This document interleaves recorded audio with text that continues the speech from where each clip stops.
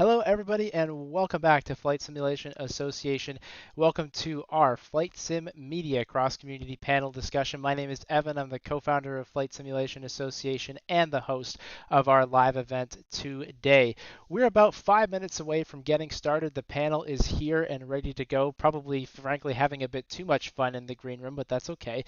And as they get set and as people continue to file in, I'm here to tell you a little bit more about what we're doing over the next 90 minutes. Now, because I would never subject anybody to just listening to me without something fun to do at the same time, we've got flightsimassociation.com/contest to keep you entertained. So this is your chance. Enter the Flight Sim Association raffle. If you haven't heard, we are giving away a ridiculous number of prizes. There's more than 40 winners about to be announced as prize winners today on our stream, including our grand prize draw for the Turtle Beach Velocity 1 flight stick, which is coming up in about 90 minutes time.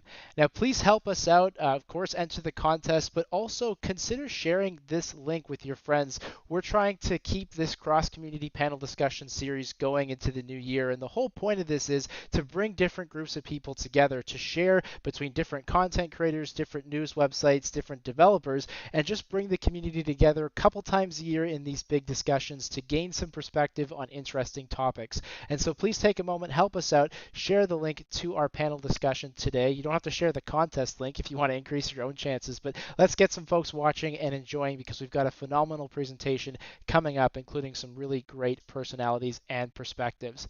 Now, like I said, my name is Evan. I'm the co-founder of Flight Simulation Association. For those who don't know us, we're the folks who put on Flight Sim Expo every year, coming up in Houston in June. And in addition, we run Flight Simulation Association year-round with guides, resources, discounts, and other benefits, really designed to make it easier to get started in home flight simulation, whether you're somebody who's trying to get into this hobby for the first time, or whether you're someone who maybe is a flight simmer already, but you're looking to take that next step and maybe get a little bit more serious about it, discover something new, or anything else to just continue to advance that hobby. And of course, like I say, Flight Sim Expo is the main part of that. We're coming up June 23rd to 25th, 2023 over in Houston. And alongside that other giveaway I just mentioned, all those 40 prizes, there's actually another giveaway going on right now, which is our trip giveaway contest. So if you head over to flightsimexpo.com, you'll see that we're giving away flights, hotel, and accommodation, as well as some spending money and access to our show. That is coming up. You can actually enter that contest right now, and that goes until tomorrow. So one last chance to enter that contest. At Flight Sim Expo, we have presentations like this one, but instead of me just being here, I'm actually up on the stage, as you can see me there in Orlando. And alongside that, we've got exhibits, demonstrations of the latest hardware, software, virtual reality, all the latest tech. And so you can go ahead and enter that contest for our trip giveaway over at flightsimexpo.com. That is open until tomorrow. And then, of course, our stream raffle today, you can open and enter at flightsimimassociation.com/contest. So flightsimexpo.com for the trip giveaway, flightsimimassociation.com for the Flight Simulation Association raffle that's happening today. And I'll be announcing prize winners twice on the stream, once in about 45 minutes, and then again at the 90-minute mark when we do our grand prize draw. So what are we talking about today? We've got the panel just about ready to go here. What we're talking about is media and flight simulation. This idea actually came from Callum, content director at FSElite, who you're about to hear from in just a moment.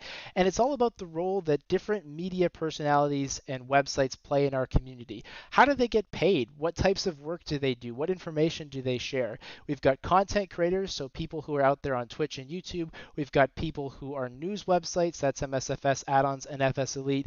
We want you to just think a little bit more when you click that link to FSElite to read an article, or when you're watching one of your favorite content creators, about how they do what they do, and more importantly, why they do it. And that's what we're talking all about here today. I'm going to hand things over to the panel in just a moment to get that process started. Now, for those of you who don't know, and I'm sure there's a couple of you out there who don't know, Twitch is something you may have heard of. You may not necessarily know all that much about. Twitch is a streaming platform. So it's something like YouTube, or even what you're watching right now, where you can go on to different content creators' channels and watch them. You can watch them fly an airplane. You can watch them play a video game.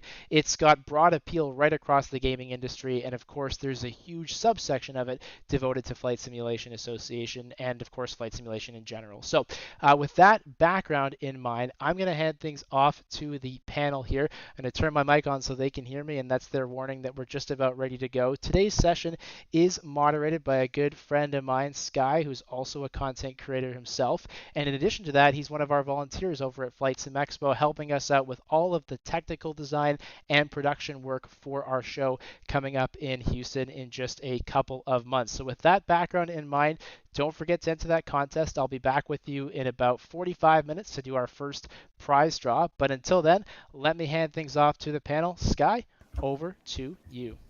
Thank you so much, Evan. Hello, everybody. My name is Sky Command, aka Sky C, aka Sky, and it is an honor to once again be hosting and moderating an FSA discussion panel. I've got a bunch of great people here to talk about something that I think everyone is very interested in, and it's a relationship of the media and content creators, right? And so we've got a panelist made of excellent content creators and excellent media panels. So with that, let's get straight into the intros. Let me introduce you to Vashko, who is the lead editor of MSFS Addons.com. We have TheFlyingFabio, who is featured in a movie called Up in the Air. He's done great films such as Ocean's 11, Ocean's 12. He's also been featured in a lot of telenovela covers in the 90s. He also got hit by a pelican on a roller coaster when he had long hair earlier than then.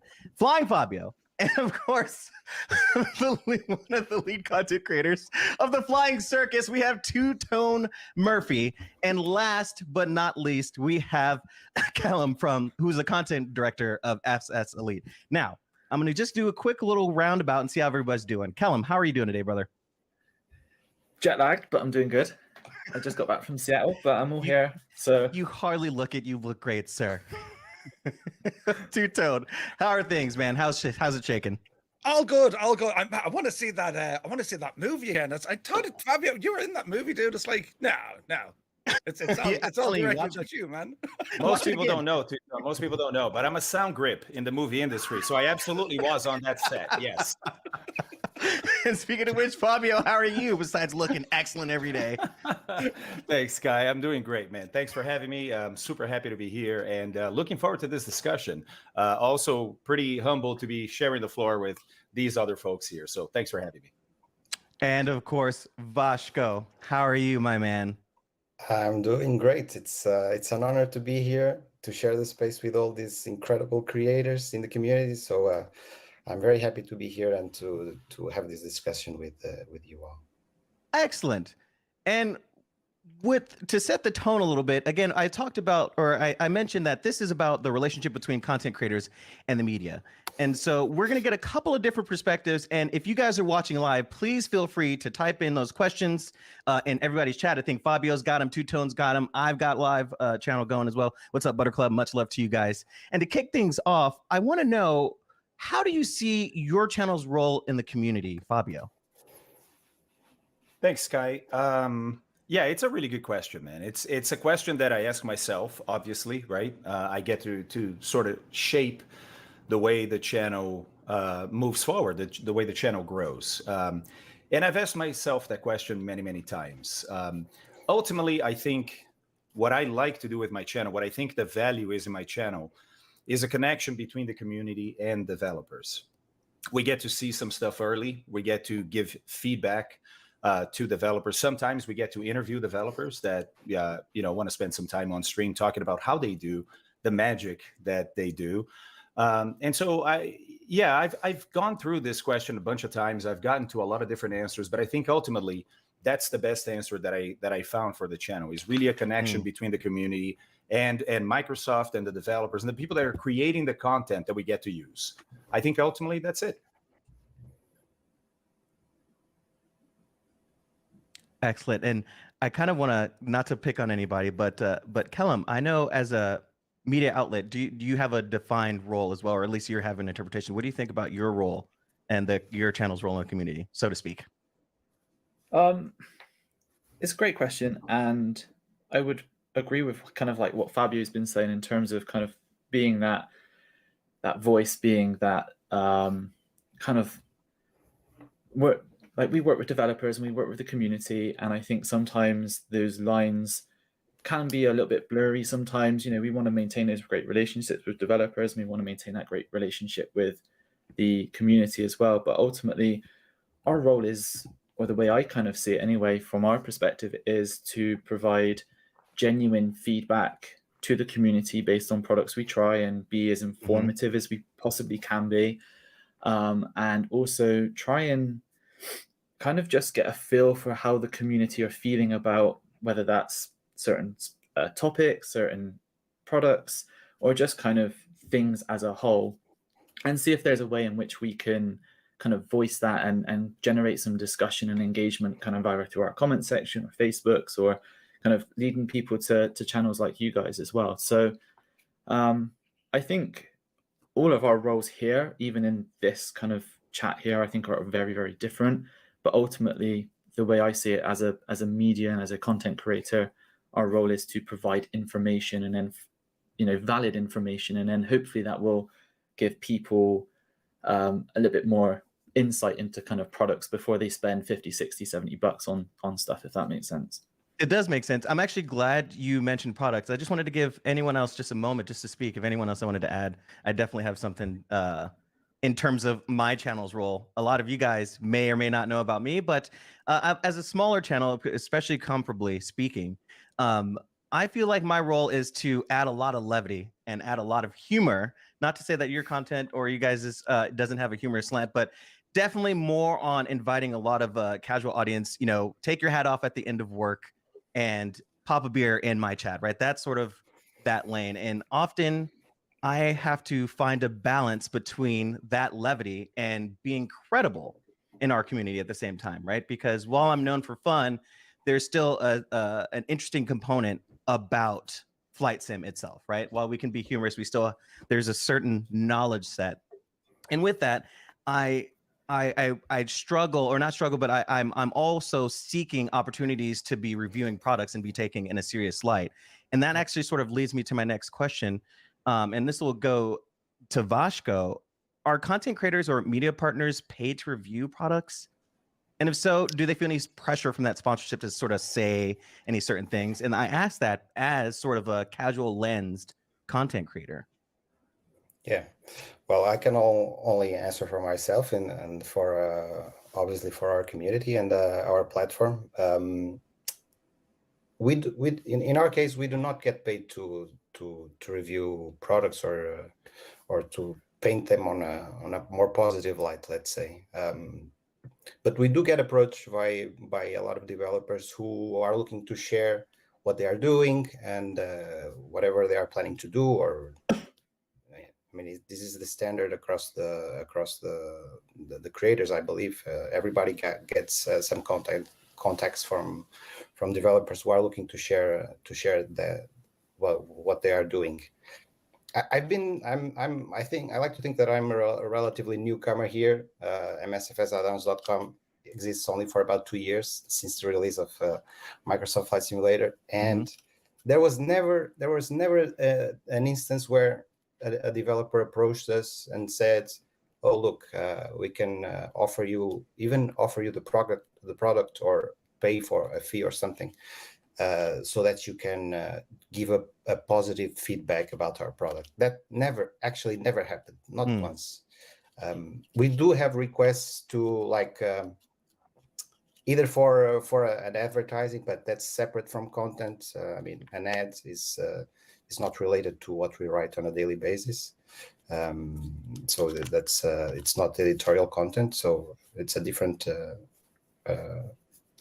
aspect of this, but it actually, and I actually find that interesting because I also work on the advertising industry, and in these 2 years, it would be safe to believe that someone eventually would try to get some leverage. And I mean, we have big developers in the community. We have very large pockets. They could easily offer that, and but on the other hand, on the other side, I feel like developers also value the credibility of their own image and the credibility of the platform. So I don't see that happening here. But I can only speak for myself. Probably streamers. I don't know. I'll let Fabio and Murph talk about this, but they probably get approached in a different way in this subject. I'm curious. Are you guys approached in a different way, Two-Tone? No, how are you? Not really. It depends, right? So when you come to live media or live content creation videos, right? The first challenge, and I'm speaking for myself, but I imagine we're kind of all the same. We all look alike, you know. But the idea behind it is, if a developer approaches you to say, you know, hey, we got something, we want to show it off, there's a little bit of thinking you got to do. I mean, if the add-on or the product is just not where it needs to be at, well, you got to make a decision. As a content creator, you're going to say, right, okay, are we going to kind of, set this thing on fire and say it's terrible? Or, are you going to give a bit of feedback to the developer? And I think, the latter works because not every add-on that's pushed out is going to be at a certain standard that we're used to.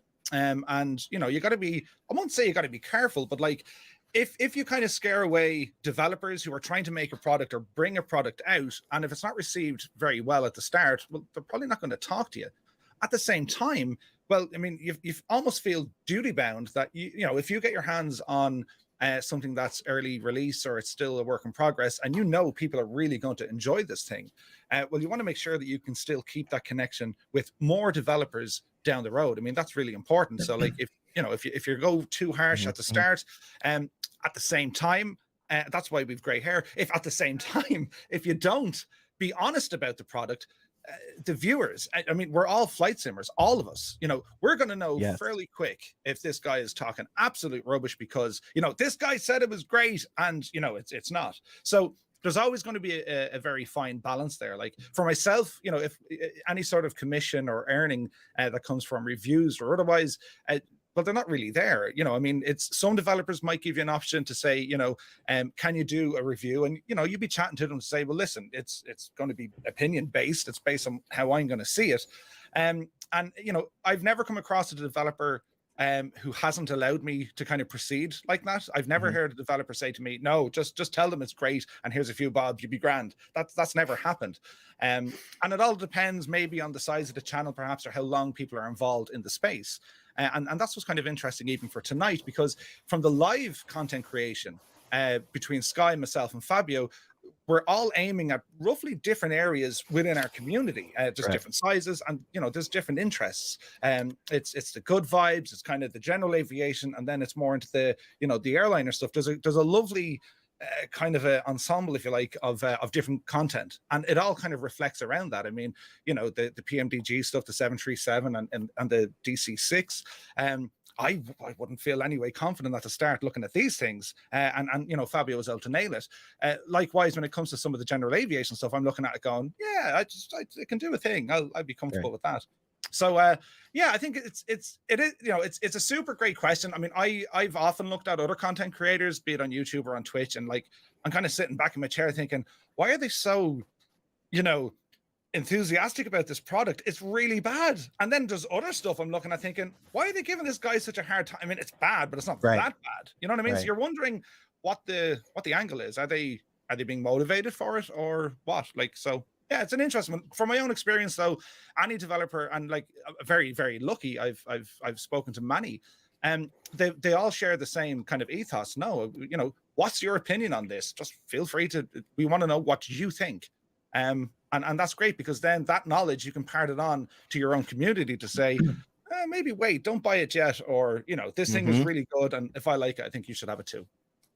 You touched on two very important things. One is sort of having that open dialogue and maintaining that relationship between the developers and when you do get that product early. The second, and probably the most important, is that yes, we do look like twins. Yeah, right. Do you know what I mean? Yeah. Are you from Leitrim? Come on now. But you're touching on that open dialogue there, and I kind of want to toss it to Fabio. What happens when you have to maintain that dialogue, particularly when the product or that the feedback is going to be a little bit less than positive, right? That it's heading towards not the way either one of you wanted to go. Yeah. So I think, like many things, Sky, it's it starts with setting proper expectations, right? So when I contact a developer or developer contacts me, that's one of the first things that I say is that, look, if I do this, I reserve the right to say whatever it is I feel about your product, because otherwise that's not the kind of setup I want to get involved in. Because besides everything that Two Tone said, that I think everybody can relate to, right? Which is, if you get paid to do reviews, it's hard for people to take you as an impartial reviewer. But the other side of that coin is it can corrupt you also, right? So, I never want my judgment, my feedback, my criticism, whatever it is about a product to be clouded by anything. I want to be able to take it in purely and give people my honest feedback. And I think because I set it up from the beginning like that, Sky, I've never had an issue with a developer that was upset with something I said, right? Because the other thing is, you have to play the game too. So you have to be fair about the feedback, right? You have to have qualifiers. You have to be able to do comparisons if you can. So, lambasting somebody doesn't accomplish anything. Giving constructive feedback, and you have to keep in mind that a lot of developers that come into this industry have never done this before, right? Or if they have, it was in a very small scale. They're not big companies. We do have those, but those are the exception. The vast majority of content for the community is produced by individuals. And so you have to be conscientious of that you're dealing with a human being that has probably poured a lot of work, a lot of love into this. Sometimes that's not the case, and usually you can spot that right off the bat, right? But normally it is the case. And so you want to be conscientious of the fact that, look, you're dealing with probably a work of love that somebody put out there, and they may think it's great. They may not know the references that are out there. They may not have experienced the same things that you have experienced. So at the end of the day, I guess the answer, Sky, is you have to be compassionate, right? But you also have to be honest. You're not going to win any favors with anyone, including the developer, by saving your comments, by trying to spare somebody from a criticism that's fair. You guys are making my job really easy. You're talking about tailoring your language to benefit both parties and making sure that it stays beneficial on both ends, right? Not to overly summarize, right? We'd be really good as politicians, wouldn't we? I was going to say the double talk is please no. No, but you're touching on something important, right? It's like, okay, if you have something on hand that is, well, you set it up from the beginning, right? To make sure that you can have that open dialogue, right? You maintain that authority about yourself and that working relationship, right? Yeah. Now, to me, that inherently means that you are dictating sort of the language between each other, right? It's going to be like, hey, I'm going to say what I want, but when I do address those things of concern, right, it needs to be taken seriously, or it needs to be calibrated a certain way, especially when you talk to the public. Yeah. And I think this goes even with just talking to any other person about anything. Respect goes both ways. And the moment you earn it, you earn it. The moment you lose it, you lose it. And both ways, right? So it's about maintaining an open dialogue, but a respectful dialogue with the developers because ultimately we have the potential to help them, right, realize a product to be better than they originally thought it could be. And then everybody wins. So there's no reason not to do that. I'm curious. I'm going to just quickly change sort of the perspective of this tailoring of the language, and I'm going to toss it to Callum really quick. And it's, walk with me here. Give me a little bit of rope, right? Of how we tailor our language between developers. How do you tailor your language between sort of advertising and paid content, right? Versus your own words, sort of predefined language or sort of notes that they need to hit. Can you sort of give me a little bit of that sort of relationship or how you distinguish between the two? Yeah, of course. I mean, just to go back to one of your first questions, and from our perspective, in the last 7 years I've been doing this, we've never, ever been paid for a review, a news article, or anything like that. Right. Just to kind of really nip that in the bud. Thank you for clarifying. I get it all the time. In fact, we had it like 3 days ago when we wrote an article. But anyway, I think your question is really interesting, and it's something that I think all of us, well, at least certainly from us, there sometimes is kind of that not struggle, but there's finding that balance, because ultimately we're very transparent. We have ads. You go on our site, you'll see a bunch of ads. We need ads in order to sustain what we do as a business, because that's ultimately what we are. In order to attend events like FS Expo, and we went to FS Weekend, and all of those things cost us money. We can't just send people for free, and sometimes we do get invited to events, but there's still expenses that need to be incurred, and server costs, and the costs go on and on and on, and we need to make money from those. The only way we can make money at the moment is through advertising. So we have two types of advertising. We have kind of what I like to call like the indirect advertising, which is the more generic kind of googly ad type of things on the site, which we don't control. They are just based purely on whatever the algorithms think. Yep. But we also have the ads from the third-party developers. So at the moment, we've got, just to name a few, we've got Orbex working with us, I9 Builds, Latin VFR, Aerosoft, and a bunch of others. And it's, we're very, very clear from the very beginning. If you advertise with us, you are paying for this little space here, or this space here, or whatever, and that's all you're getting. You're getting the space. You're not getting me. You're not getting my team. You're not getting favoritism. You're not getting a priority. You're not getting any of that. And we have a very detailed contract between us and between them that they sign and we sign, and we renew as and when. And all of that is very clear, and there are clauses in there that say our opinions remain valid. And we've always stood by that, even in the last 7 years. And it's got me into trouble. We've had people pull out of advertising. We've had developers not pay us hundreds and hundreds of dollars and stuff, which put on the line going to events and stuff. But ultimately, we were like, our integrity is so much more important to us than kind of any dollar could be given to us. And I'm sure that's the same for any content creator and streamer and stuff. So we have had very tough conversations with developers when we are less than favorable about a product, because that's genuinely what we think. I've had death threats from some developers. Yeah, we call that Tuesdays on stream. It's fine. We've had we've had all sorts of emails in the last 7 years and communications and stuff like that. But ultimately, at the end of the day, as I said earlier, our role is to kind of be that middleman between the community and the developer, and kind of give accurate information as much as we can and do it to the best of our ability. And we're not perfect. We admit our mistakes. And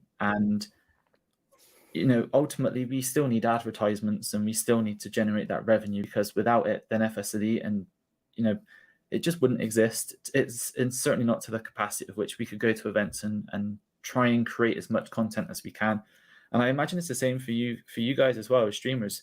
In order to have really cool studios, I mean, you've got really cool like setups and stuff behind you and good equipment, you need to buy that. And in order to kind of produce better quality content for your viewers, you kind of need to have that revenue source in order to invest back into your community and back into your streams. And that's exactly what we do with kind of the revenue we get from advertising. So the pressure exists, right? But of course, your journalistic integrity has withstand that pressure, and the sponsorships or the relationships you do engage with are mutually beneficial through and through. Absolutely. Yeah, 100%. I've never, ever caved.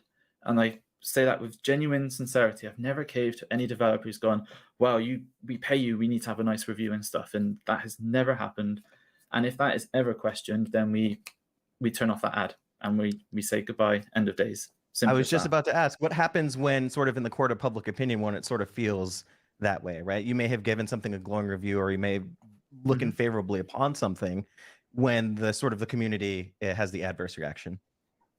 Yeah, so our review process sometimes comes across really slow, and it's slow for a reason, because we spend so much time discussing it internally with the team. So if I was to write a review, it doesn't then just immediately get published. We send it to kind of 2 or 3 different people within our team who may have very different views on things. Like we don't all agree on stuff, to try and make sure it comes across as balanced as possible. And by doing that, it takes a little bit of time, and I would much rather spend time getting it right from our perspective anyway, than kind of rushing it out there and potentially having these these people think that we are paid or doing something favorably because we have been advertised. But if that does get questioned, then we're just honest with people. Like, look, we haven't been paid, and there's only so many times I can tell people that before I'm kind of blue in the face, right? And you know, I was telling people this the other day about some article we wrote, but it is true. We're not paid to write a favorable review. And do you know what? Sometimes I'm just going to like a product, and just so happens that they advertise with us. I mean, that doesn't make it like a bad thing, right? And also, we only want to work with advertisers where we know the quality of products are going to be to a standard of which we think the flight simulation community are going to accept and enjoy and stuff. So, you know, we don't let anyone just advertise with us. We want to make sure that the right people are advertising with us, because our integrity and our name's on the line, and that's super important to us. And we've been around for so long, we'd hate to kind of tarnish or ruin that. Excellent. Vashko, I know you're in the similar space. I wanted to make sure I gave you room here. Care to add on to some of those same relationships and bowing to that pressure, or, you know, if you have any pressure, if you can talk a little bit about it? Well, I could just sign below everything Kellen just said. Minus the death threats. Good. We like to, you know, be alive. Go ahead. Yeah. But we also don't feel that pressure from the developers that advertise with us. But like Callum was saying, this is a balance that we need to strive for, which is, on one end, to have a way to support the channel, the website, and keep having the motivation to do this every day. And I mean, essentially it also enables us to buy the product. Sometimes we get them from the developers, but we also need to buy them to test them out and write about them, knowing exactly what we're talking about instead of just reading the features list. But we obviously we need to keep this balance between having the necessary support with the advertisers that we have, and it's very much the same case with us as it is with FSElite. We have the generic ads, which we don't control, and also then we have the ads from the creators, the developers. But we never felt the pressure from advertisers. Actually, sometimes we've spoken less favorably about some developers who we run ads for, and it never came to the discussion, oh, we are paying you, so you should write something more positive about us. Or even sometimes some developers are very prolific. They have like new stuff coming out sometimes every week or something like that. And we also feel like we have the responsibility to provide some balance and give the same attention to big developers who are very well known and they have their own channels to communicate, and also with the small developers. So we always try to find that balance between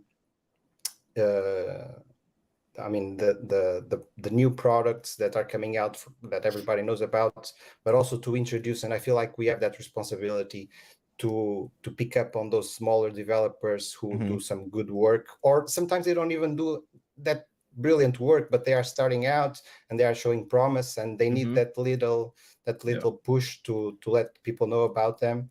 And it's always important to find that balance, and we like to see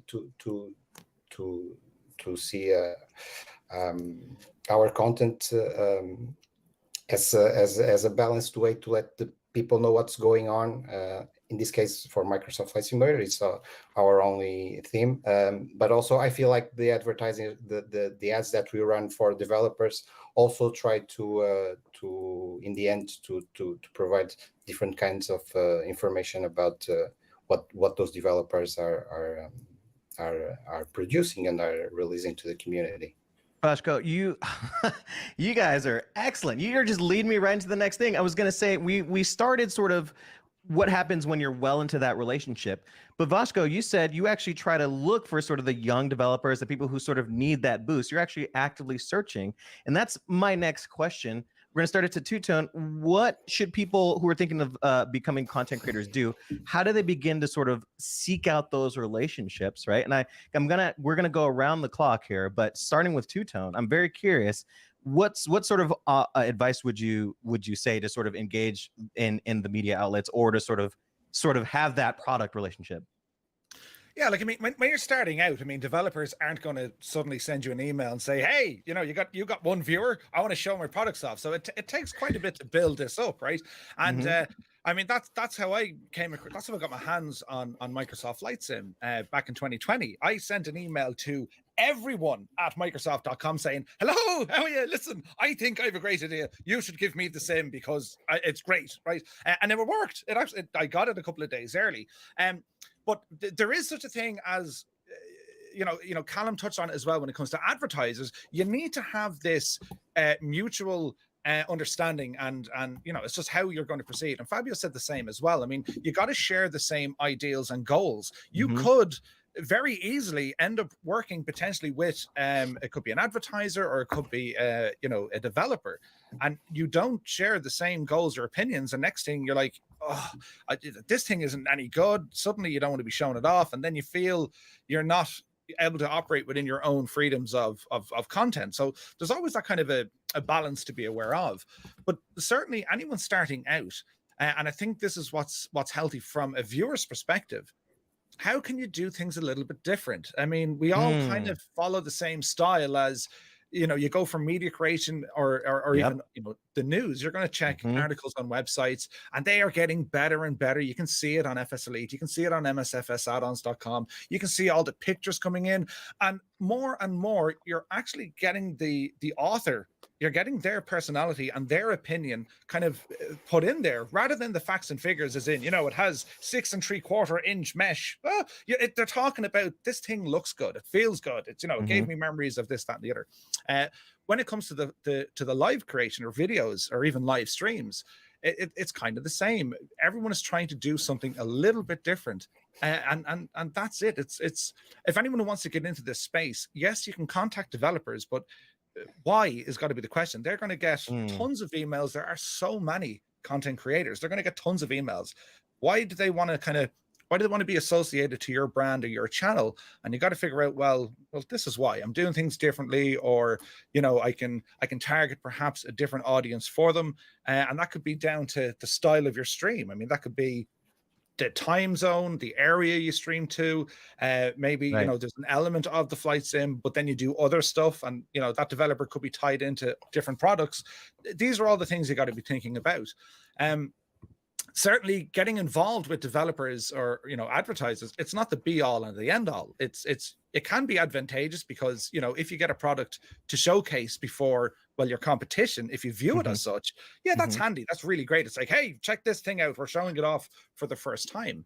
In saying that, that's bigger pressure because, well, as you're showing it off first, you're giving everyone else the chance to figure out how the thing works. And then they absolutely could come back a week or two later with stronger, more accurate production, right? So the whole thing is like, what are we doing? But certainly anyone starting out, it's to identify, what can you offer?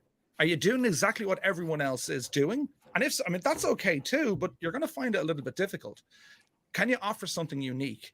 And, you know, a lot of people will say, this is unique, we're going to do it this way, and off they go, and it'll either work or it won't work. And that kind of depends on the style. Like when you look at flight sim content creators, even on Twitch, I mean, we got people who dance, we got people who wear socks, we got people who build sceneries on streams. You know, I wear the wig every now and again. Like, it's all very, very different stuff, but we're all trying to do the same thing. We're trying to inform and, you know, build communities, keep folks, you know, keep them happy and keep them energized and the whole lot. So it's just figure out, I suppose, the little kind of niche that you want to operate within. That would be my absolute top advice. And don't wait until you sort it. Like, just start. Never wait to think, oh, I just need to get my camera and all that. Forget all of that, because I go back and watch videos from like 2 years ago and I'm saying, who's your man? Right? It's like, who's your man? So just start. You're going to change it. You know what I mean? You touched on something. I mean, if anyone is listening at home, find your why. Okay. That is arguably the most important thing out of what Two-Tone just said. But Fabio, I want to talk toss it to you. Anything to add there? As someone who's beginning their sort of content creation life, how do they sort of look up on the horizon and start to engage with media outlets and developers? Yeah, Two-Tone did a great job, I think, covering a lot of it. And you did too, right, Sky? So find your why. I mean, first of all, why do you want to stream, right? Do you have something to share? Do you have an objective for streaming? And you should have an objective for anything you do in life. The second thing I would say is be yourself, right? Be true to what you want to stream. You know, I've been very lucky with my channel on Twitch, but the channel has taken many different sort of directions, right? As I sort of try to find what is the true vein here that I want to explore. And some of them were very successful, but I eventually found out that I wasn't enjoying being down that path, right? And so I've reined it back. I've said no to a lot of things. I stopped doing a lot of things because I realized I was doing a lot of things because people were telling me I should do those things, not because I wanted to do those things, right? And you know, when you start getting success, you get a lot of people that want to help you, which is really awesome. But I think it's easy to kind of get carried away in what their sort of vision for your future might be, as opposed to what you think you should be doing. So in many ways, I've reined it back. I've kept some of the, I guess, potential success of the channel, but I have a much better time streaming now than I did before, right? It's more sustainable now than it was before. And that's the other thing too, is like anything in life, if you do a lot of one thing, you risk burning out. No matter how pleasurable that is, no matter how much you like it, right? There is always too much of anything. And so finding a way to stream that you enjoy, that brings you back every day, and that satisfies the community, it's a tough balance to find, but that is what everybody should be aiming to do, right? There's certainly a lot of content creators out there that definitely create content just based on what the world wants to see. And I don't think there's anything wrong with that, but I don't know that they have the same satisfaction as the approach that I'm mentioning here. So I think that's what I would cap it with. Beautiful. I want to flip go to the other side of the coin and, you know, to our media friends. What about developers and people who are trying to get in the space in terms of being media coverage, maybe not from a streamer side, but maybe from a young developer? Vashko, you just said you actually are seeking out some of those young developers, the people who can use that lift. How can they engage with you? What do they need to do to set themselves up for those relationships? Vashko. Well, I think the first thing they should do is not to be afraid of share their work. I know this is a tricky question, because I feel that many developers, they are afraid that maybe their work is going to be stolen by someone else, or they know there's an alternative project to develop the same aircraft, for example, and they don't want to reveal too many secrets. So that doesn't work. I mean, don't be afraid. Not be afraid doesn't always work with everyone, but with the smaller developers, I would advise them to reach out to us, to share what they're doing. I mean, like Two-Tone was saying a few minutes ago, sometimes we find that work is still not it's still an early work and still needs a bit more polish, but we freely give that feedback, and then we can come back later to that developer and talk and share the work after it's more polished. But I would say that it would be, I mean, we all strive on new content, so the more the merrier. The more diversity that we have and access to all the stuff people are doing, the more content that we have to share with the community and to write about and to give our opinions and reviews and previews and all of that. So the kind of emails that I like the most is that kind of approach, is when some developer reaches out and says, oh, look, I have this. Sometimes it's already finished. It's a finished product that was just released, or it's something in progress. And that's and that essentially that gives us something that we can share and boost that developer and that work. And I mean, that's good for us because we have new stuff to talk about, and like every content creator, I mean, the advice that Fabio just gave, just to be unique and to find their inner voice. We also, each one of us is trying to do that. So I was saying that we try to promote those smaller developers. So the more kind of content of the more content of that kind that we get, the best we can share that inner voice of our own channel. The more the merrier. The more the merrier. The more Absolutely. the merrier. Yeah, and there are many examples. I mean, sometimes I think there's one. I mean, there's a lot of examples, but Bashko, before you do give those examples, I'm so sorry. I just want to give Kellum one more space because we're about to end this first segment. I know there's so much to go on. We've already killed 45 minutes, but Kellum, to close this out, sort of the same question: what are the people who are just starting out who want to engage with the media outlet, right? Either a content creator or a product, or they just want to have a relationship with you. How do they set themselves up for that? I mean, pretty much what everyone of the other guys were saying. It's funny, we were having this conversation the other day, me and a few other media outlets. Simple press releases are key sometimes, just sending us the information, sending us screenshots.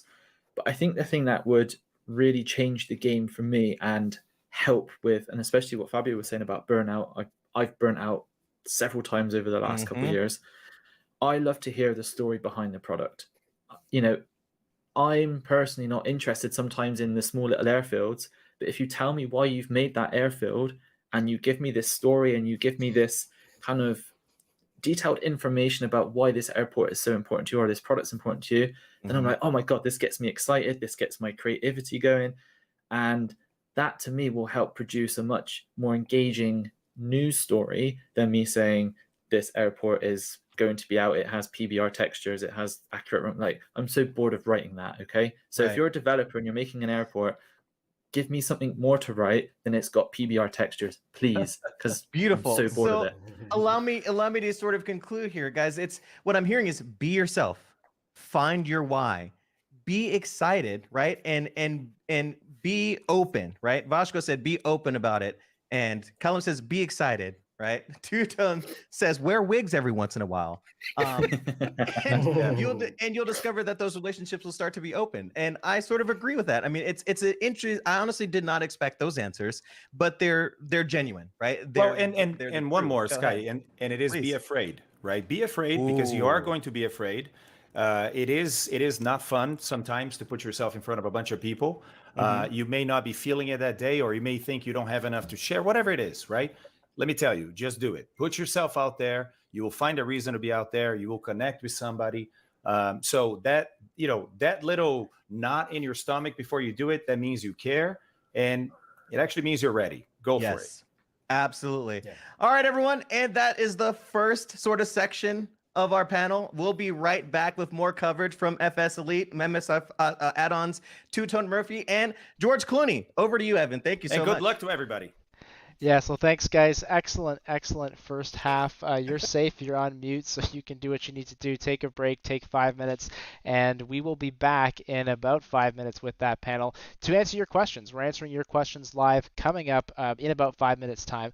But first, as promised, we are doing a whole pile of giveaways. This is our first of 2 segments of giveaways. Good luck, everybody. If you're watching in the FSA Discord, I want to hear from you if you're a winner. I saw some names of people that were chatting in Discord who I'm about to announce as winners. And if I announce you as a winner, really important, you have to email us to claim your prize. So here's how it works. I'm going to announce your name. It'll be exactly what you entered into the contest.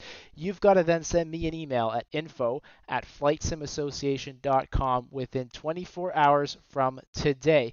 When you send me that email, I'll reply back to you with the prize information. Don't forget to check your spam filters. Once you've sent me that email, I'll be responding to you. If you haven't seen my response by about the end of the day tomorrow, it's probably stuck in your junk mail somewhere. So make sure you send me the email. That's the most important thing. And for anybody who is not going to claim their prize, all of our unclaimed prizes, they're going to be given away to other FSA members in our Discord. So let's announce some winners, starting off with Any Builds. Our first prize is your choice of an Any Scene airport.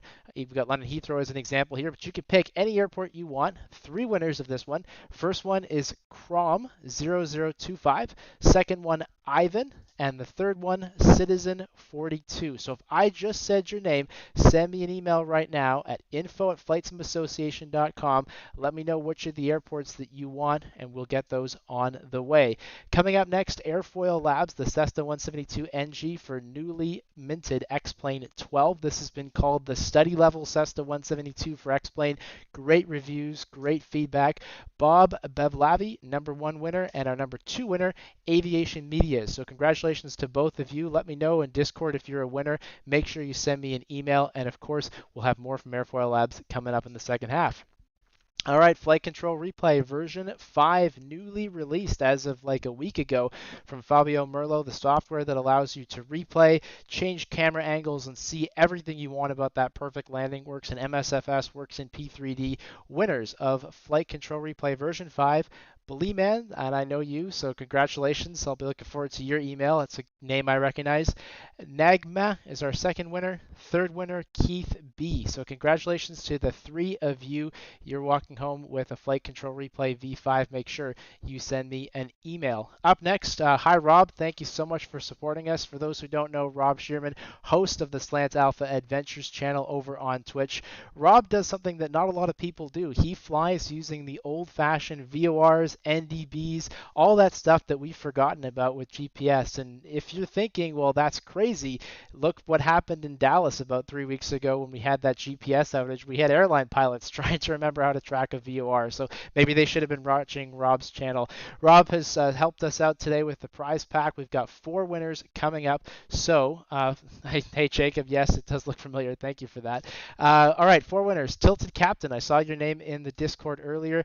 Echo Tango, our second winner. Sem Hage, thank you for the question, by the way. You're our 3rd winner of that Slant Alpha Adventures prize pack. And DGS3013, our 4th winner. Make sure you guys send me an email, and I'll send you back with the details on what those prizes include. We're still going. I mean, this prize list is just crazy, and this is only the first half. We are still going. This is the Cessna Citation 510 Mustang from our friend at Coxper, who was chatting along with us just a few moments ago. Great reviews, great business jet from Microsoft Flight Simulator. Winner of the C510 Mustang, GS and, or possibly GSAND, or some combination of those letters. I have no idea. Either way, go ahead and send me an email, and we'll get that on its way to you. Vertical Sim, another one of our friends, Andrew, has jumped on. They make scenery for Microsoft Flight Sim for X-Plane, and he's been on a tear recently with some great new airports. You can pick your choice of Vertical Sim scenery if you are K3. So K3, make sure you send me an email. Kodiak 100 bundle, not just the wheeled one, not just the amphibian, but both. Winner from SimWorks Studios is the Limbics. And I saw you chatting along in Discord as well. Congratulations. Don't forget, send me that email when we are done here today. And finally, last but not least in our first half, Just Flight has come through with the 146 Professional, cool-looking airplane from Microsoft Flight Simulator. Big thanks to Scott and Just Flight for helping to support us. Hope to see you guys in Houston again. Alrighty, last winner for our first half is James M. James M. So hopefully we got some of you folks in Discord. I see people chatting along. If we announce that you're the winner, make sure you send me an email at info@flightsamassociation.com over the next 24 hours.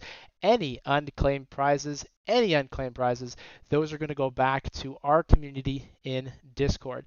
And of course, make sure you check your spam for my response back to you by probably the end of the day tomorrow if I don't get to it tonight. I think everyone's back. It looks like we are good. Sky, how's it looking over there? He says he's finishing his jazz flute solo, but I think the answers they're ready to go. So I'm going to bring their audio on. I'll bring you guys back up on the screen. We'll be back with our second round of prizes at the bottom of the hour, but now we're taking your questions. I've sent everything Sky's way, so he gets to decide what question is worthy of everyone's time. Good luck with that, and here you go. That's right. You're in my hands. Oh, wait. Halloween has ended. Hello, everyone. We're back with the second half of our panel discussion. With me, of course, we have Vashko from MFS. Oh, my goodness. Okay. Addons.com. Okay. We have TwoToneMurphy. We have Callum from FSElite. And we have George Clooney. Come on. And of course, Every yours truly, time. Sky Command. We're back. Yeah, it's not gonna get old. Really quickly, guys. Everyone who has a channel, everyone is live in their own channels. I think Two Tone's got one going. We've got Fabio, he's got his going, and of course the Butter Club. I see you guys. Go ahead and type your questions in the chat. This section is going to be a lot more informal, so a great opportunity for you guys to engage with everyone here. And I'm going to get one started, and then after that, good luck to you. The first one comes from FSA member Sem. As you become a bigger streamer, how do you keep that personal connection with your audience that a smaller channel would necessarily have? Two Tone, over to you. Well, here's the thing, right? So when you're dealing with content, you know, there's plenty of add-ons, there's plenty of stuff that you want to be able to showcase, but you have to do it your own way, right? So, like, you know, I remember starting off. You know, I remember my very first viewer. I was like, oh, I got someone watching, you know, get the hair done, you know, a couple of press ups before you go live. And then you realized that one viewer was a bot. What, you know, it happens, right? But as it grows, you know, people kind of, they start to kind of, you know, they figure you out a little bit, they get a vibe. But what I've found is, you know, especially with my own channel and the whole community, it's when new people come in, you kind of see everything kind of morph in different directions. You know, and I think Fabio touched on this as well. It's some people might have an agenda to say, hey, you know, you should try this or you should try that.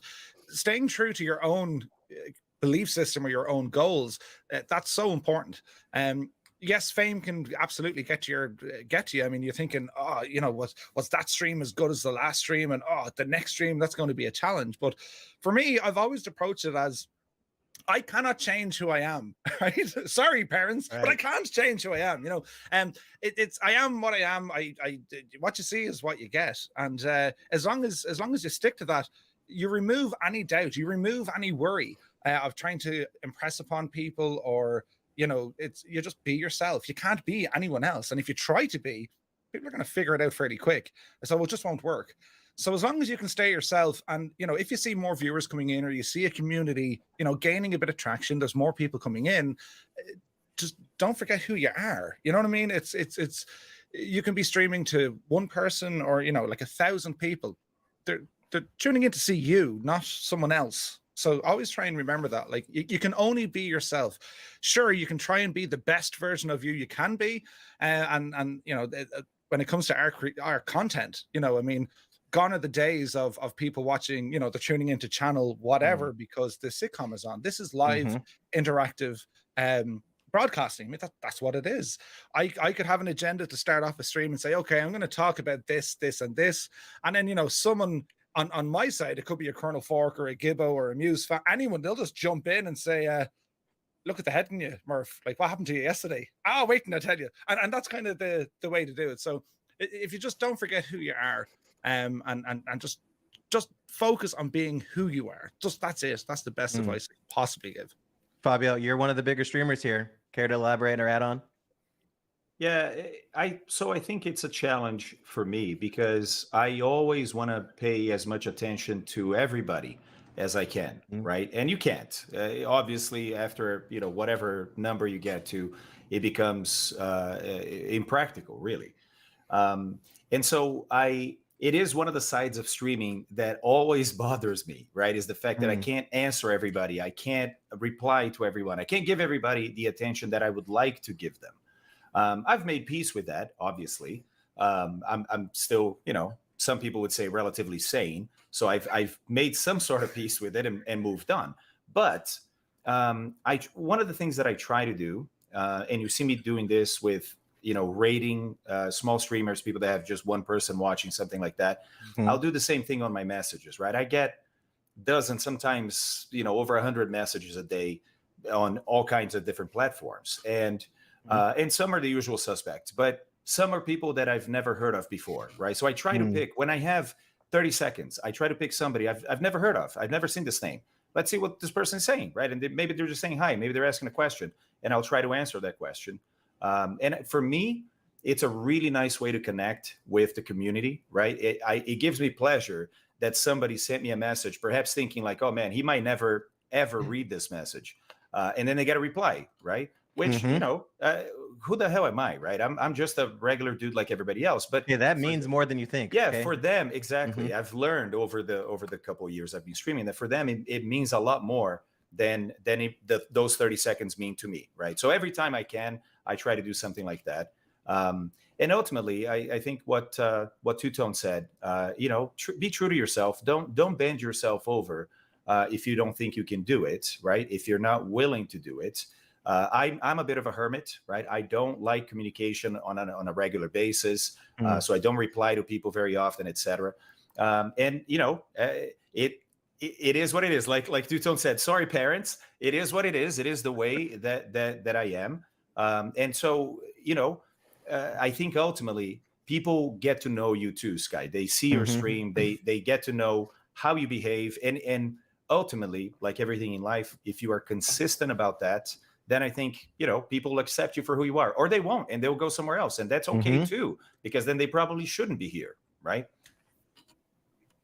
As a smaller streamer, I'll let you know when I get there. I don't have that problem. Butter Club, you guys know. Every single chat, it goes slow. Okay, I can see. We can have full-on conversations before I see the next chat. So I'll let you know when I get there. All right, open questions. Anybody in your chats got them going? Anybody? I got a few. Go ahead, Fabio. Take her away. All right. Fairness is king, so I'll start from the top. I'll start with the first one. Looks like it was Ibanez player. Hey, Ibanez.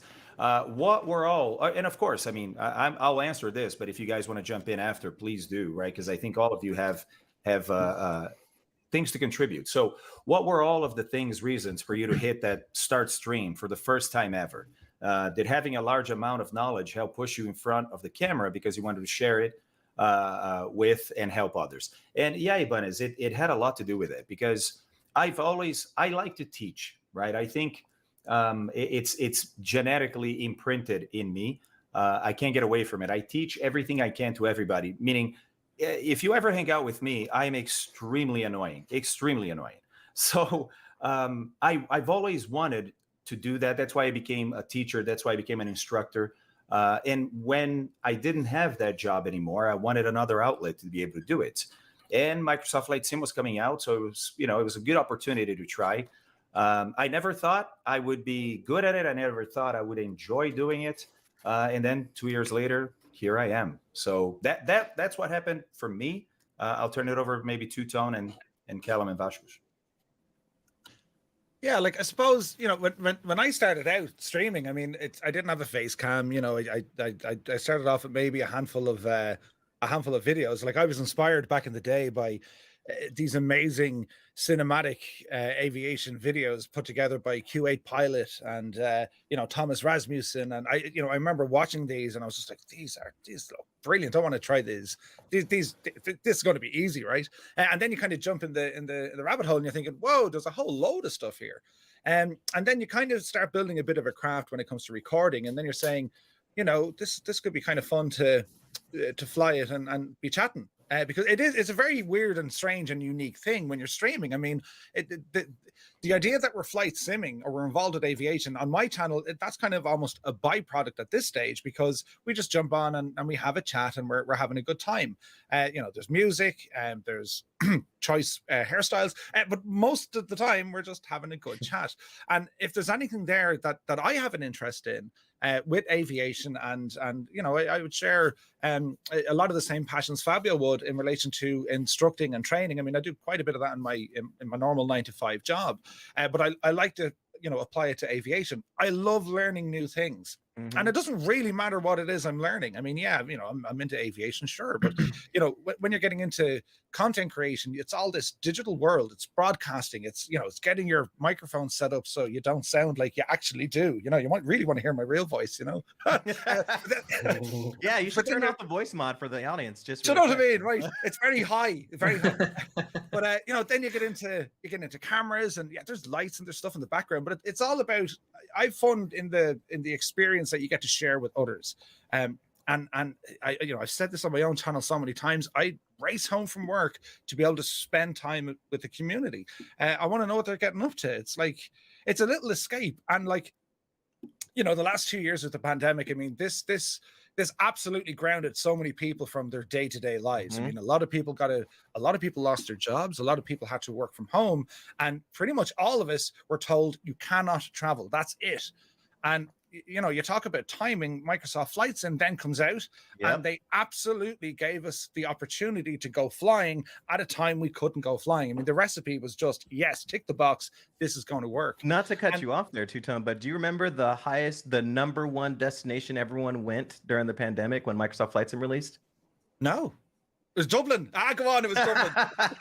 How about I'll just poll everyone around. Do you guys know the number one destination everyone went when Microsoft Flight Sim was released in the height of the pandemic? I thought it was everybody wanted to see home. Exactly. Everyone went home. Home. Yeah. Everyone went home. That's so It's like, Dublin. Yeah, we call that New York. No. I want to flip this question on the head just to give some of our media outlet partners a chance. Let me flip this question. What made you press publish on your first article, or on your first, if you run the whole website, what made you hit publish on simplesites.com/template ready to go? No. But what made you take that first sort of leap? Kellen. Yeah, I can. No, Vasco, you go. You go, Oh, man. Vasco. Anybody? Sure, Yeah, sure, go sure, ahead, sure. Vasco. Go ahead, Vasco. Sure. Callum was 7 or 8 years ago, so you probably won't remember. I'm sure you will. He did call you old. I was just well, it was a nice coincidence. It was about 2 years ago. I mean, it was a few days after Microsoft Flight Sim came out, and I was at home. We were doing the pandemic, so I was working from home. So at the time I was also trying to start like a side project, something of like a blog or something that would interest me. So it was the time that Microsoft Flight Sim came out, and I also realized at the time that there was just suddenly in the flight simulation community, there was just so much stuff going on. I mean, so many developers starting to announce things and creating stuff, and I felt like, well, this is something that I like. It's a passion of mine to fly at home, and I had been away from flight simulation for a few years, so this was also a comeback for me, a return to me to this hobby. And I thought, well, maybe with all this stuff that is coming out, all this content, I mean, there was a lot of websites starting to show up with downloads, or I mean, with a lot of stuff about Microsoft Flight Sim, and I thought, well, maybe I can create something that I mean, it's something that I can do that I'm feeling passionate about, which is flight simming, and something that I was starting out again, and provide like a sort of a curated source of content that I thought would be something that deserved to be highlighted from all the old stuff that was coming out. So that was the spark for me. Was okay, there's a lot of stuff every day. I think I can start something that can highlight the best stuff that's coming out. Something that I can update daily, that people can just okay, let's see what's new today, some good stuff that's coming out, or something good, cool that's going on, that's in development. So that was the spark for me. It was just to pick up the cool stuff, something the stuff that was getting my attention as a flight simmer, and share that with the world. And then it started out from there, and we are where we are today. At the time I never thought, well, in 2 years I would be here talking with these guys, talking with Callum and Murph and Fabio. I didn't know at the time. I also I think he started about the same time. So it's been an adventure, and it started just like that. Well, I'm sorry that your highs have led to recent lows, so that you had to sit and talk with us. Hopefully, it's up from here. Hopefully, you're saying that it's an upswing after here, right? Everyone hits a bottom. No, no, this is a high point. This is a high point. Callum, anything to add before we ask some more questions from the audience? Yeah, I mean, for me, I started FSElite with a bunch of people because we wanted to challenge what was out there already. I didn't like what other sites were doing in terms of trying to cover flight sim media. And I remember watching some of the coverage from Flight SimCon, if any of you remember those days. and I was just not impressed with what was coming out of it. And I was like, do you know what? I need to do something better.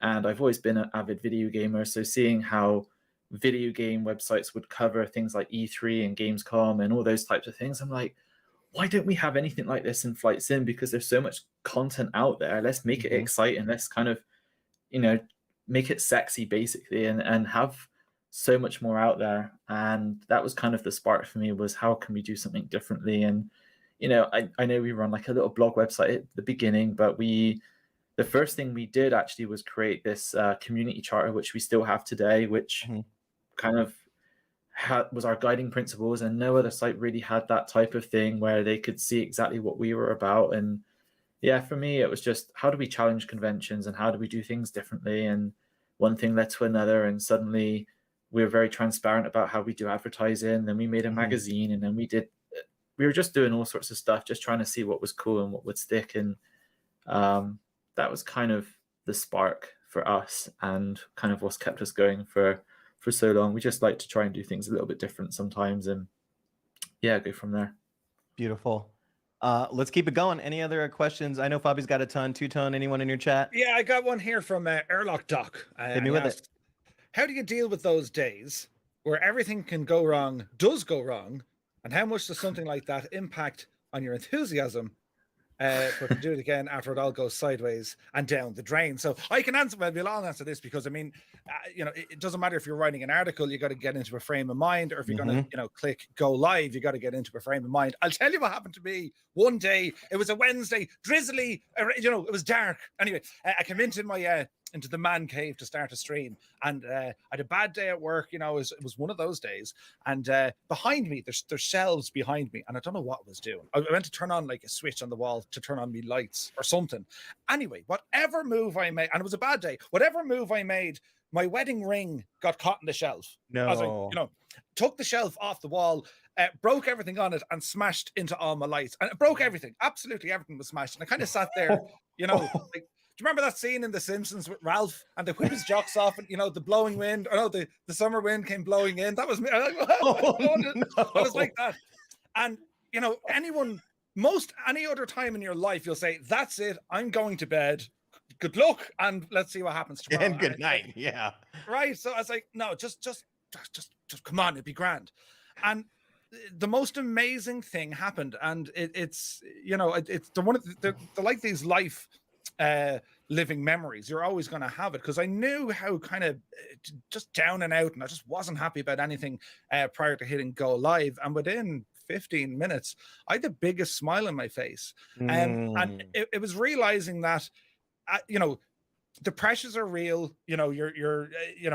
From a content creator's perspective, is this a business, or you're always trying to put the best possible standards you can out there, but at the same time, you got to accept that it's amazing how a live audience, or even one simple comment on your content, which could be written or it could be a video, one little comment, if you can kind of reach out to that one person and have an impact on their day, you are perhaps the part or the full reason why someone has a smile on your face. That's like winning the lotto, man. It's like that feeling it gives you. It doesn't matter like that you broke everything, and like, I'm no good when it comes to manual labor. I needed someone to fix that, but it totally took that thing away, just to say, like, it doesn't matter. It really, nothing matters. If you can put one smile on one face, totally worth it. Totally worth it. Yeah. I can speak to this question. Yeah, please go ahead. Please do. Yeah, man. In fact, it was this time last year we launched our new website that I'd spent maybe like the best part of 8 months working on, day in, day out. We're having a party. Everything was tickety boom. Everything works. You test and test and test. All fine. That button you press to then move everything over, nothing worked. And it was just, it's so like difficult and hard and soul destroying, because you've spent so long kind of trying to build something cool for the community, or even for myself and for my team. It was a new website and it was fresh, and it was everything we kind of wanted for a little while, and it just didn't work. And I was sat there at the party, and I had a couple of other people around and a few friends and stuff, and we were talking about it. And it's kind of what you were saying there, Murph, about it takes just that one person sometimes to kind of re-energize you, give you that motivation. So then I had to go back away for another 4 to 5 months and just rebuild the whole thing again from scratch. And yeah, it's a pain in the ass. And in fact, if you've checked out our site lately, it's been a bit slow lately because I've had to rebuild another part of it. But it's just an ongoing process. And I think ultimately it's the community that keeps us going, and kind of their comments. And, you know, we do get the trolls sometimes, but also it's those positive feedback that we get as well really helps. And you know, it just takes that one person. So yeah, things go wrong all the time. Even writing articles, we make mistakes, even a typo. Sometimes I get the product name wrong, or sometimes I get the air wrong. Exactly, right? So yeah, just got to fix it. And we all have those days. You know, it doesn't matter if we're a content creator, if we're, you know, whatever we may do on our 9-to-5s and stuff. Yeah, sometimes it just goes wrong, but it's how we fix it and approach it and stuff. And I think that's the important thing. I hear it. Let's keep her pushing. Bosco or Callum, do you guys have any questions in your chats? I've got a couple from FSA. Do you guys have any you want to launch? I have one from me. I don't know if you have any, Vasco. No, I don't. So basically the question is, it's quite a long thing, but there's this perception that media outlets and content creators we all hate each other's guts because we all think we are competitors in this space. Next question. No, you guys suck. Let's keep it pushing. So they want to know if this is actually true, or if, you know, we are like totally against one another, and just kind of how that works. I'm just gonna say no. that is wrong. Yeah. I would consider it more of a very fruitful. I'll speak just from my outside perspective of the community here. It's that we're not FIFA big, right? We're not in terms of, we're not Olympics, right? We are all we got, according to some rap songs, right? We are all we got. And so the relationship almost by default has to be a much more collaborative and conducive one, because without, or if it was truly antagonistic, it would stifle the growth, in my opinion, right? We don't have the resources, we don't have the manpower, we don't have the numbers to pick and choose and sort of have a dichotomy like that. I'll let you guys elaborate or add on from there. What do you think? Yeah, I would say I depend on the news outlets to know what's coming, because I'm not plugged in everywhere, right? So I use FSElite all the time because they do have, it's a great site. They have great sort of information on what's coming. And I would say that a significant number of stuff that I reviewed on stream came from me finding out about it by reading news about it. So yeah, and of course it goes the other way around too, right? I remember when the PMDG 737 was coming out, and you know, a few of us streamers were picked to kind of show it early. FSElite was reporting on it too and saying, "Hey, go watch this guy, go watch that guy. They're going to be doing this." So yeah, to me it's a symbiotic relationship. To Two-Tone, it's very different, but to me it's symbiotic. It's very not the full screen Two-Tone. That's hilarious. I was sitting there saying to myself, I'm going to come up with a great one now. I know. The wind was taken from us. Go back to him. Full screen, dude. Go back. But here's the thing: like the importance of knowing what's going on around you.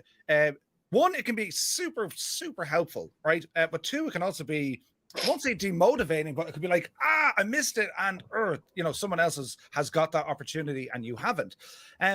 I think when it comes to like every day, and I don't know what everyone is, what everyone does in the chat or in any of our chats, but like everyone has, I'm sure when they go onto the internet, they have whatever home pages that are saved, right? Flute lessons, Sky. But you know, I'll jump onto MSFS Addons, I'll jump onto FSElite, I'll jump onto Fabio, I'll jump onto YouTube, I'll go through everywhere as much as I can, just what's happening in this little industry that we love so much. And that's super, super helpful. I mean, even for my own content, once a week, I'll try and catch everyone up on the best that I can with all the news. And that's reading articles from MSFS Addons, it's reading articles from FSElite to, you know, if people haven't got the chance to visit the website, well, sure, look, we'll catch it all up. We're going to let you know what's happening. And so far, I mean, I think a lot of people kind of like that. And you can kind of put your own opinion on it as well. If you see news coming from a developer, about a C-130 that's like, you know, literally is hollow, well, you can kind of share that information on with people, and they kind of get that. They can figure it all out to say, well, yeah, it's we understand where this guy's coming from. At the same time, and what I've experienced through channel growth and everything else, well, you've like-minded people who also want to do the same thing. So I when I started off, I mean, where from then until now, just from our own little community, there must be 10, 11 other streamers now. There's other people involved in livery design. We got scenery designers, aircraft designers, and it all started from the absolute grassroots level of, hey, here's this Irish fella talking, what? And all of a sudden they're now interested in flight sim. Or maybe it was always there, but now they feel, well, sure, look, if this fella can do it, I mean, you know, so there is an element of that. And I think it's so important, because having choice is a good thing, because it goes back to what I might consider a bad aircraft, or an aircraft that's boring, or not that there is, but you might consider, I'm not going to use that in my content. I just don't like it. Someone else absolutely loves that. So when you can kind of have all these different styles, the difference of opinions, and even when it comes down to like the environment of the stream channel, is it a learning environment? Is it, you know, having the crack and having a laugh and just having pure fun, or is this a balance of both? It's what we offer people. So I think, you know, having the news outlets, having people who are writing articles, because that's still super important, because incredibly not so. all well, not all media, I mean, you don't have time to sit there and watch a 10 or 15 minute YouTube video. And the style of writing, and hats off to Callum and to Vasco, the style of writing, it pulls you in. There's like anywhere from like even the choice of vocab to how they actually get their points across. And what Callum is saying, you know, he'd love to get more developers try and pitch him the add-on, you know, yeah, okay, it has great mesh, and be excited has, behind you know, it, right? Yeah, like it has, you know, 20,000. We corrected the trees, yeah, but that's all the technical stuff. Right. Why is this important? And I'm sure, you know, Callum and Vasco would feel challenged when they're looking at add-on and they're like, oh, how do we feel enthusiastic about this? Your man has literally created a weather sock, you know, and they have to, like, yeah, but it's the best looking weather sock, you know. So I think it's super, super important. And the more, you know, the more the merrier. But like, I think for me, the importance of having more and more options available, be it from a live streaming, I've said this to Fabio before, I have learned so much from watching his streams. I'm like, how do you do the thing? And like, I'll be asked a question, I'll be like, I'll write it down, you know. Didn't Fabio do this a week ago? Yeah, hang on, I'll go back there and just, oh yeah. And then I'll come back a week later. So wait, Two-Tone, you also keep a journal of Fabio as well? I thought it was just, I swore it was just me, but hey, okay, cool. I'm glad I'm not alone. A4 double-sided, man. I had to all switch right, to it was college great being myself. here. I'll see you guys later. All right, we're gonna keep it moving. I've got two questions, one from my community and one from the FSA chat, and this one comes from the Limbics, and I'm gonna shoot it over to Vasco. Is the development space changing? We're seeing poor results from existing devs, some great stuff from new devs, things like Kickstarter, etc. How is that changing in our community? Well, that's a really nice one.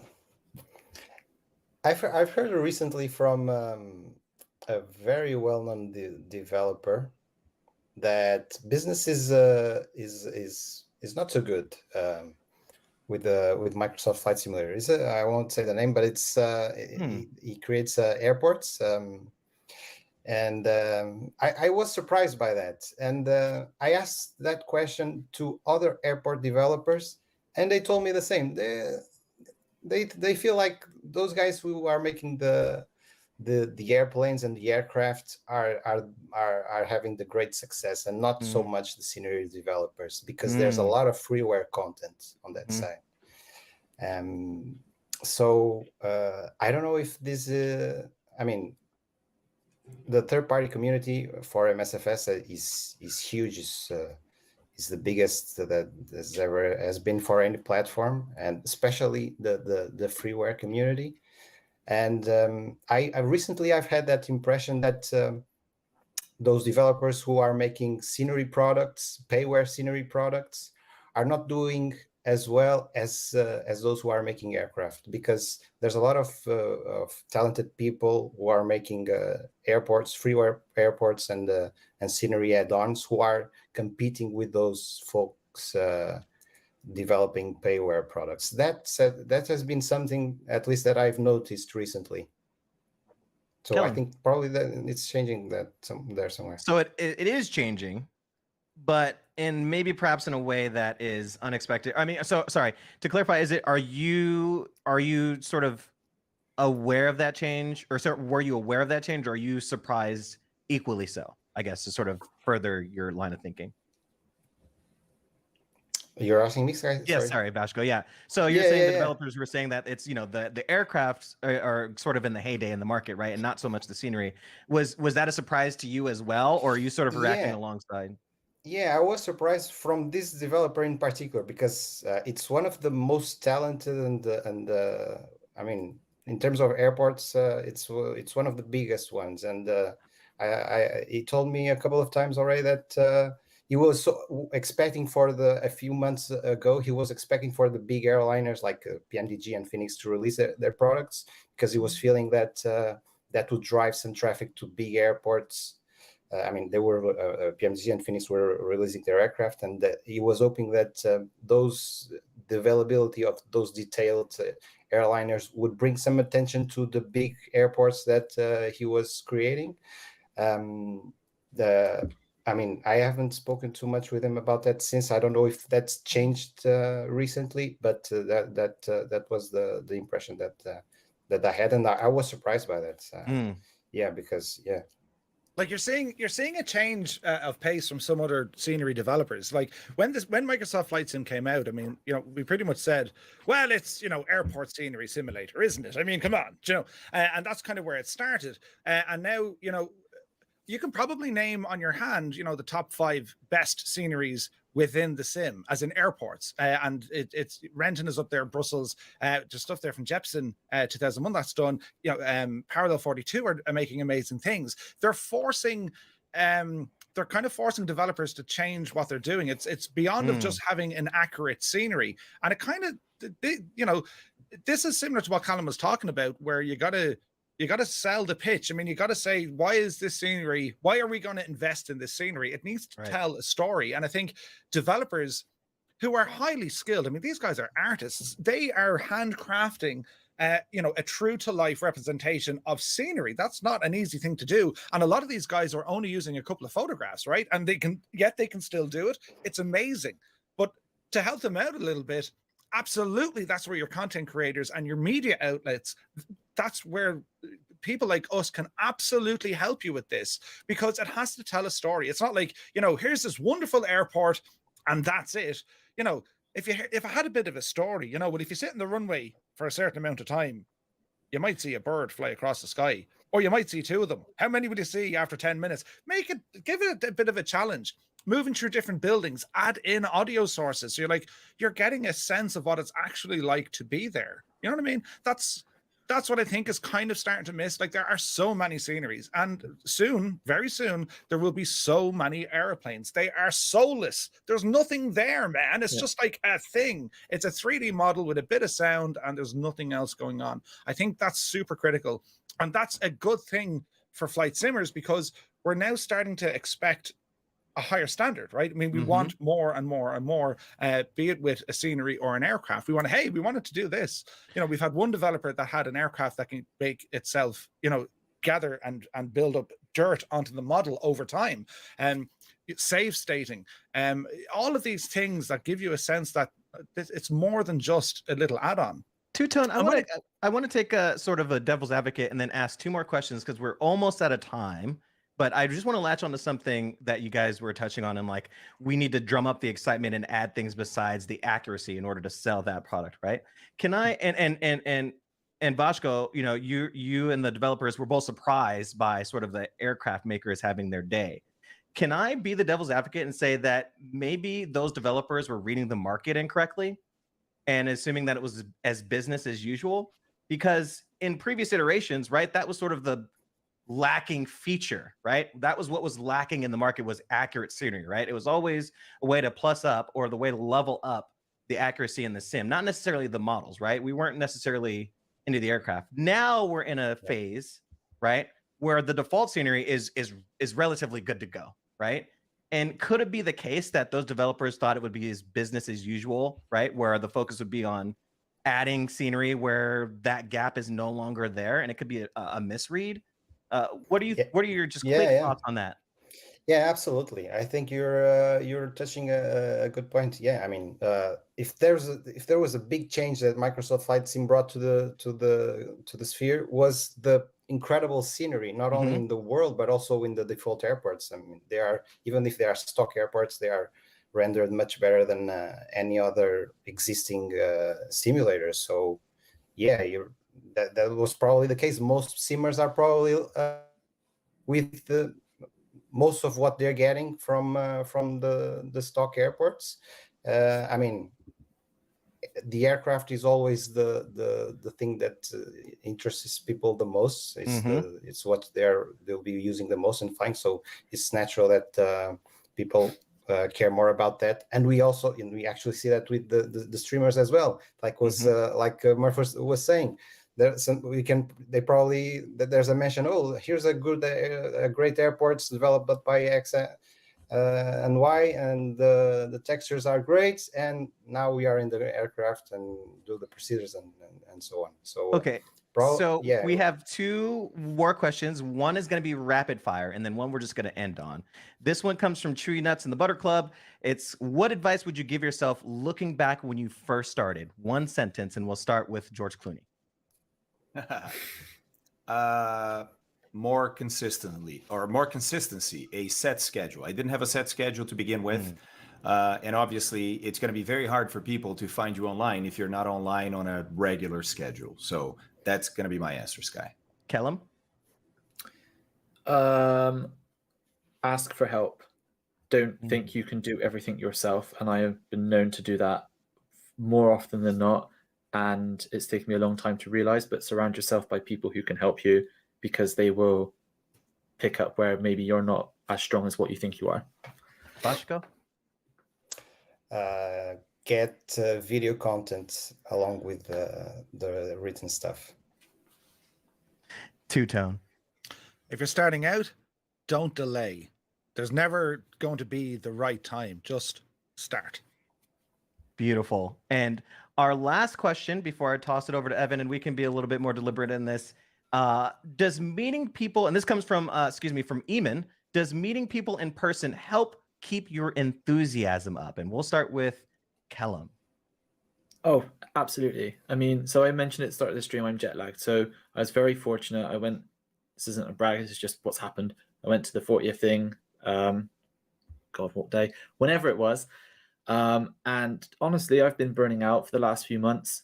It's been really, really tough, as you probably kind of maybe have seen on the site or what I've been saying about like news writing and stuff. But seeing people yesterday, after not going to an event for so long as well because of COVID and all that, oh my God, yeah, my mind was like, right, okay, I'm flying helicopters. This is awesome. I'm doing VR. This is awesome. I'm trying out all these new things. And it's because people are coaching me and telling me what to do, and I'm finally interacting and talking to people again. And even just doing this with you guys today makes you kind of think about things in a different way. And I'm like, okay, that's really cool advice. And you know, Fabio, I've never really spoken to you before, so this is an awesome opportunity, and I'm a huge fan. So we paid him an astronomical amount to be here. Okay, absolutely insane budget. That's relative. That's very relative. You got a discount. But like it is just, you know, we're talking about shows and we've got Expo and stuff coming up. I haven't been to Expo in a couple of years because of COVID, and I couldn't go to the one in San Diego. But all of those things, I'm so excited, and I'm so excited to meet developers again, and especially the new ones who I've never met before, because we haven't had a proper show since MSFS came out, and also the community as well, and people coming up to me and like, for as much as people come up to me and sometimes I guess go like, oh, it's Callum from FSElite, and I'm like, oh my God, you're X, Y, and Z, and like I just love those connections and stuff, and yeah, I'm super excited about kind of what the next few months hold, and going to events and seeing people again. Bashko, same question. Does meeting people in person help keep your enthusiasm up? Yeah, absolutely. I haven't had the chance yet to attend to a Flight Sim event. I tried to go to Flight Sim Expo last year, but I couldn't. But I have a nice set of friends who also share this passion with me. So this is, I mean, it's to have this common interest and to have people over. Last week I was having dinner at home with some friends, and we started the computer trying to see who made the best landing. So this is always it's always a fun stuff. That's how you end friendships over here, okay? Yeah, when you are in the physical presence of someone who shares the same passion that you do, I mean, it makes things that much more interesting and even better. Beautiful. Fabio, how about you? Meeting in person? Does it keep your enthusiasm up? Yeah, absolutely. I went to FS Expo, the last FS Expo we had, right? And it was my first FS Expo, my first time also attending an event like that after starting streaming. So it was my first time meeting some people that had seen me online, which was, it's a little strange at first. But it does energize you a lot, because obviously there's a whole person behind that name, behind the comments that you're used to seeing. And especially, people that are somehow inspired by something you do, right? Maybe not even the whole stream, but you've said something that helped them or something like that, and they bring it up. Yeah, man, that stuff is gold. You can't buy that stuff. And last, but of course not least, Tutti. So we had a bit of a get together a couple of months ago in Dublin. I'm the sort of fella, I can go somewhere twice, right? The first time I'll enjoy myself, right? The second time I have to go back and say, listen, I'm really sorry about kind of the last time, right? But meeting people, as Fabio was saying, I mean, there's a thing on the stream that we do that we interview people, we call it the Murph line, and we invite people on for a chat, and it gives a great opportunity to learn a little bit more about these people in our community, because a lot of the time it's a little avatar and a name, and it's like, where did they get that name from? It's like, you know what I mean? And like, you're expecting something completely different than what their avatar or their gamer tag or whatever is used, and it's mad. So, getting the chance to meet real people, it's a buzz is what it is, because it's fantastic getting to just interact on that level rather than typing or one-way conversation. And like definitely next year, like you talk about building hype, but like for FS Expo, I mean, I'm going to that next year. Do you know? I'll teach you a bit of Irish dancing, Sky. And oh my goodness, an Irish jig, count me in. Right? I'm in. Sold. But the idea that you can actually now meet people face to face, it kind of brings it all home again, because when you start out in content creation, I mean, regardless of where any of us are sitting, it could be in your living room, it could be in an office, it could be anywhere. We're facing a camera, right? We got a screen and we can see people, but we're facing a camera. When there's people there beside you and you have the body language, it's fantastic. It's amazing. So, it's great. Plus, people might buy you a pint. That's my favorite part. Like, let me buy you a drink. All right. That is unfortunately all the time we've got today. I would like to thank my esteemed panelists, Vashko from MSFSAddons.com, and of course, Calum from FSElite.com, Two-Tone, my guy over at twitch.tv/TwoToneMurphy, and the executive director and the authoritarian of the flight sim category as a whole, responsible for every single piece of content that you see on Twitch. You forgot to say single-handedly. Single-handedly, that was part of the contract. That was part of the contract. Twitch.tv/TheFlyingFabio. You can catch all those folks. Guys, thank you from the bottom of my heart. Thank you for joining me on this very excellent panel discussion. And of course, I have been your moderator, Sky Command. If you want some more of me for some reason, you can go to twitch.tv/Sky Command. That's where I'll be. Special shout out to the Butter Club. And a special shout out to the FSA, who is carrying out the FS Expo in 2023 next year. All of these people, I think, are going to be there. Sober, TBD. And to close this out, before I send it to Evan, I would like to engage a 55-minute improvisational jazz solo with my flute. Let me just grab that really quick. Thank you guys so much. I think that's my Thank you, cue. I'm Sky. just going to go ahead and switch that all over. Phenomenal discussion from the panel today. Big thanks to everyone who was on participating. It looks like we're going to have to do this again in person at Flight Sim Expo, or at least that's the vibe that I'm getting. So we'll see how people feel about that. But I know you've been waiting patiently, so I am going to do our second and final round of prize giveaways. Lots to come here. So just like last time, if I announce your name or your handle as the winner, your job is to send me an email over at info@flightsimassociation.com within the next 24 hours to claim that prize. I'll respond back to you probably by the end of the day tomorrow with the details on how you claim it, and everything left over is going to our members over in Discord. All right, let's go. Orbix to start off our second half. Orbix are good friends of ours. As you may know, if you sign up for our FSA Captain subscription, you get 3 free Orbix products. But if you're a winner, you also get some free stuff. We're giving away Orbs, their new digital currency, as well as a subscription to Volanta Premium. Our 3 prize winners in order. First prize gets a little more than the third. We've got Fly Doctor Corvette as number 1, Newmark as number 2, and our third place winner, Sergio. So congrats to the 3 of you. Please don't forget to send me an email and chat. I'm still watching, so thank you for all the kind words. Hopefully, I am going to announce your name. Aerosoft up next, another one of our good partners. In fact, the very first webinar we ever did here at FSA featured Lucius from Aerosoft. They're giving away the Sea-Ray Elite Advanced, great airplane to go and explore different parts of Microsoft Flight Sim in. Winners, number 1, Viper Strike 95. Thanks for the support. Good to see you again. Number 2, Kent. And number 3, the B Klein. I hope that's how I'm supposed to say that anyway. So congrats to the 3 of you going home with that awesome Aerosoft aircraft. FS Reborn, the Sting S4. We've got 4 of these to give away, and these, by the way, are courtesy of TwoToneMurphy. Big thanks to him for helping coordinate some of these prizes. I think the only airplane in Microsoft Flight Sim, someone can correct me if I'm wrong, that actually has the parachute, which is kind of cool. So the Sting S4 MSFS aircraft winners, I'm going to mispronounce this one, but Gail Multier, I'm going to guess, Gail Multier, number 1. Number 2, Rockin' Rimmer. Winner 3, Moose. All right, awesome. Mustafa is our third winner of FS Reborn's Sting S4. Burning Blue Design up next. Scenery developer for Microsoft Flight Sim all over the UK, and then the one prize in the US is Martha's Vineyard, and they just came out, I think, with Fenland Airport a couple days ago. Really cool niche airports all across the UK from Burning Blue Design and Adam. Our winners there, Beer Slayer, number 1, that's a good name. Number 2, Calypsia 6978, and Merrick 2704. Those are our 3 winners, Burning Blue Design Airports. I'll tell you which ones you've won when you send me your email. Moving right along, Miltech Simulations, the MV-22B Osprey just came out, I think, 2 or 3 days ago. TwoToneMurphy's already got a prize for us, so that is phenomenal. And our winner there, Jacob. I hope that's Jacob, the same guy who designed that background behind me. If so, congrats. If not, well, congrats anyway. That's still good. Send me an email.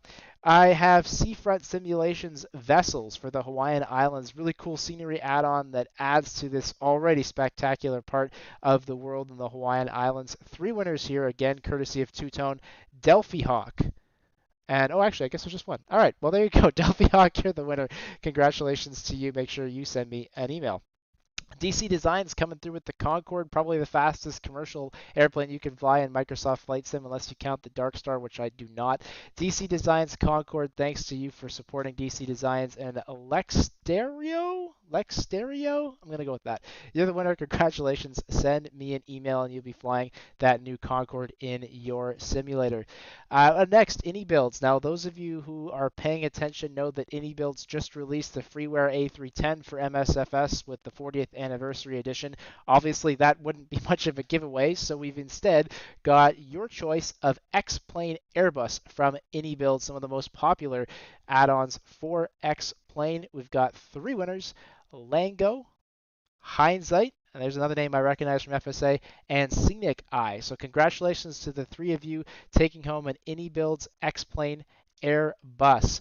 Airfoil Labs up next, the Cessna 172NG. Airfoil Labs continuing the streak of sponsoring every single one of our panel discussions. So thank you to Andre and the guys over at Airfoil Labs. 2 more winners, Dennis Shep and Harris B. Both names I think I recognize. So congratulations to the 2 of you. Thank you for participating. Don't forget to claim that prize. Flight FX, I know these just keep coming. It's amazing. Flight FX, we've got Marwan's H-Jet, considered one of the best business jets from Microsoft Flight Sim. And by the way, just announced, I think today on MSFS Addons, the Vision Jet, Flight FX's kind of flagship business jet, is coming out November 22nd. So keep an eye out for that. But for right now, the H-Jet winner is Kythric. So Kythric, congratulations to you, and make sure you send me an email. I'll send over the details on how to claim it. One more prize from SimWorks Studios. We've got the Zenith CH-701 aircraft plus the Okavango Delta scenery. So a nice combination airplane and scenery available to Reg Rourke. Congratulations to you. Great addition to your Microsoft Flight Sim lineup, especially in that part of the world. Someone earlier was asking about Africa. Here's a great example of an add-on that's been created for maybe a part of the world that doesn't seem to be as popular with some of our Flight Sim developers.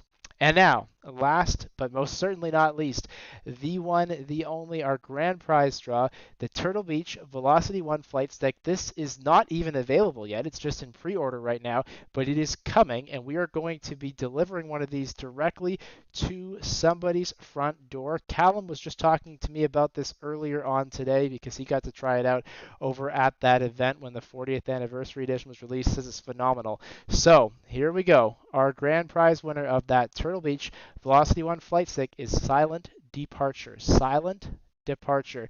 Make sure you send me an email, and if you don't, that's going to get handed off to somebody else. That concludes our prize draw, and that concludes what I think is going to be our last Flight Sim Association webinar of the year. Thank you so much to our wonderful panelists, to you in the chat for having a great conversation with us today. It's been a pleasure to do these streams. We'll most certainly be back with you again in the new year, but if we don't talk between now and then, have a wonderful and safe, happy holiday season. We'll look forward to, of course, seeing you in Houston. Don't forget, you can join us over at flightsmassociation.com/membership. And again, if you're a prize winner, make sure you send me that email because in 24 hours, we're giving those prizes away. Thanks again, everybody. Have a wonderful evening, night, afternoon, and take care.